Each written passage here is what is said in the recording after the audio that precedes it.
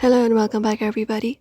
If you want to recover your deleted photos or videos on your Android device and you are wondering how to do so, today we are gonna guide you to the method for that. So without any delay, let's just dive right in and get started.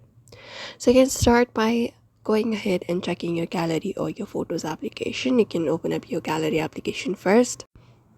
And then once you open up your gallery application, you may go ahead and look out for this menu option in the bottom right corner and tap on it. And from the menu that pops up, select the option of recycle bin or recently deleted and tap on it. And there you may find the photos or videos you wanna restore. So you can just go and look out for that and tap on the restore option. Items here stay for 30 days unbacked up or 60 days if backed up before the permanent deletion. So you can just go and look out for them through here. If not here, you can go over and look out for your cloud backups such as Google Photos or your Drive. So if you have it on your Google Photos, you can tap on the Google Photos.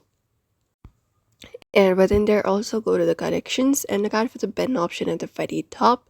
And then you can select the pictures or the videos that you would like to restore. You can just go over and do so. If not this, you can open up the respective app of Google Drive, which is this one right here.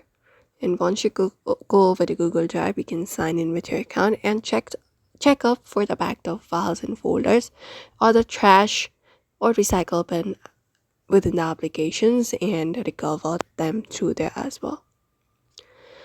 And if it's not in the trash, it's likely permanently gone. Once removed from the trash, data is usually unrecoverable. So to prevent the future loss, you can turn on backup and sync in Google Photos or other cloud services, and you should be able to have the backup in the future, if not now.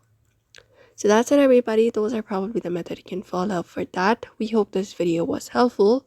Give it a thumbs up and subscribe for more tips and tutorials.